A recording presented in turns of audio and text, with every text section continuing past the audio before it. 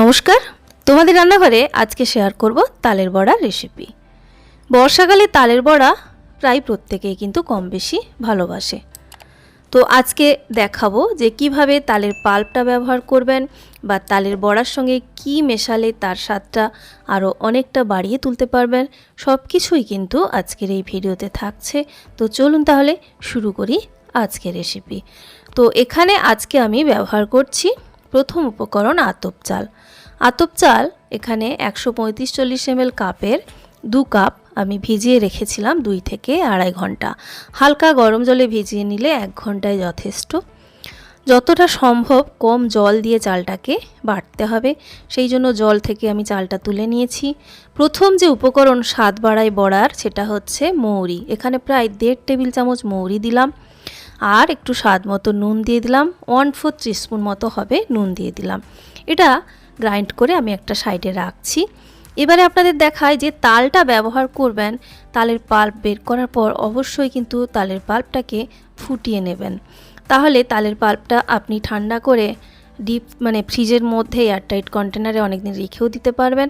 আর যে কোনো রেসিপি তৈরির আগে অবশ্যই তালের পাল্পটা গরম করেই ব্যবহার করবেন, তাহলে যাদের বদহজম হয় তাল খেলে অনেকটাই কিন্তু কম হবে। আর সেই সঙ্গে দরকার মতো গুড়টাকে আমি এখানে আখের পাটালি গলিয়ে নিলাম, প্রায় 250 গ্রাম মতো। সেটাকে গলিয়ে নিয়ে এইভাবে স্ট্রেনারে ছেঁকে নিলে নোংরাগুলো বেরিয়ে যায়। তো এই গুড়টা খুব গরম অবস্থায় ব্যবহার করব না, হালকা একটু ঠান্ডা করে নিচ্ছি।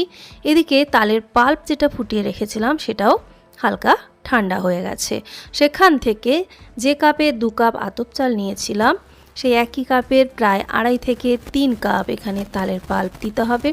তালের পাল্পটা দেখতে পাচ্ছেন না খুব বেশি ঘন না খুব বেশি পাতলা। তো প্রায় এখানে যেটা আপনাদের বললাম প্রায় 3 কাপ মতো তালের পাল্প। আর এখানে গুড়টা স্বাদ মতো কম বেশি করবেন, তবে এখানে আমি প্রায় 250 গ্রাম মতো গুড় কিন্তু ব্যবহার করছি। এবার যে চাল বাটাটা তৈরি করে রেখেছিলাম মিক্সার গ্রাইন্ডারে সেটা দিয়ে দিলাম। এই চাল বাটাটা কিন্তু মোটামুটি মিহি করেই বাটতে হবে, অল্প যদি সুজি দানার মতো থেকে যায় অসুবিধে নেই। এবারে দেখুন আমি ওই একই কাপের প্রায় হাফ কাপ মতো মিহিদানার সুজি নিচ্ছি। আতপ চাল দিয়ে বানালে তার সঙ্গে সুজি আটা এগুলো ব্যবহার করলে বড়া খুব নরম হবে। সঙ্গে 1 কাপ আটা প্রথমে দিচ্ছি, যদি প্রয়োজন হয় অল্প লাগতে পারে। আপনি আটার বদলে ময়দাও ব্যবহার করতে পারেন, তবে আমি এখানে আতপ চাল, সুজি আর আটা দিয়ে বানাচ্ছি।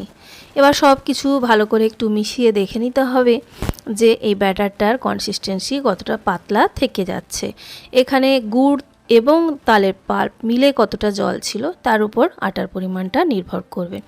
তো এতটা পাতলা রাখলে হবে না, সে কারণে এখানে আমি প্রায় হাফ কাপ আরও আটা দিয়ে দিলাম। তো প্রায় 1.5 কাপ আটা, 2 কাপ আতপ চাল আর সঙ্গে হাফ কাপ সুজি, মৌরি 1.5 টেবিল চামচ।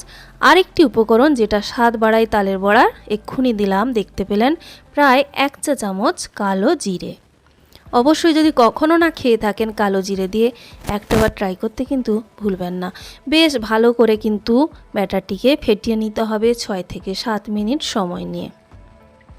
এবার গ্যাস অন করে তাতে বসিয়ে দিচ্ছি একটা কড়াই। কড়াইতে দিয়ে দিতে হবে ডিপ ফ্রাই করার মতো তেল। আমি এখানে সানফ্লাওয়ার অয়েল ব্যবহার করছি, আপনি যে তেলে রান্না করেন সেই তেলে ব্যবহার করবেন। তেলটা একটু বেশি পরিমাণেই দিতে হবে যেহেতু এটা ডিপ ফ্রাই হবে।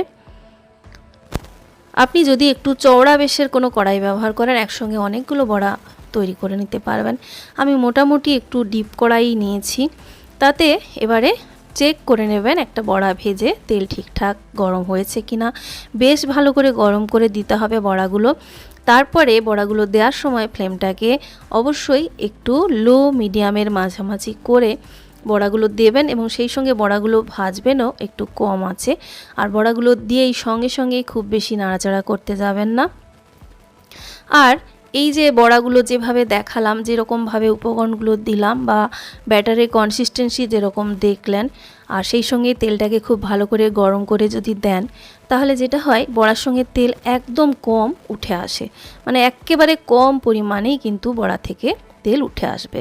সঙ্গে সঙ্গেই খুব বেশি নাড়াচাড়া না করে একটু সাবধানে নাড়াচাড়া করবেন যতক্ষণ না ওপরের কাঁচা অংশগুলো একটু গরম তেল লেগে ভাজা হয়ে যাচ্ছে। তো এরপরে যখন দেখবেন এরকম হালকা গোল্ডেন কালার হয়ে গেছে, এবার নাড়াচাড়া করা যাবে। এবার যেহেতু আতপ চাল দিয়ে বানানো, খুব বেশি কড়া করে ফ্রাই না করে একটু লাইট গোল্ডেন কালার করে তুলবেন, তাহলে কিন্তু বড়াটা খেতে বেশি নরম লাগবে। যেগুলো একটু বেশি ভাজা হয়ে যাবে সেগুলো ঠান্ডা হলে কিন্তু একটু না হলে শক্ত লাগবে। তাই একটু লাইট মানে কালারটা রেখেই কিন্তু তুলে নেবেন। একবার তুলে নেওয়ার পরে আবার একই রকম করে বাকি বড়াগুলোকেও এখানে ফ্রাই করতে হবে। তো এবার যেটা বলছিলাম যে আপনারা বড়াগুলো ভাজার সময় লো মিডিয়ামের মাঝামাঝি রাখছেন ঠিকই, কিন্তু বড়াগুলো ফ্রাই করে যখন মানে ভাজা হয়ে যাওয়ার পর তুলবেন তখন ফ্লেমটাকে একেবারে কিন্তু বাড়িয়ে দেবেন, তাহলে তেলটা একদম কম পরিমাণে উঠে আসবে।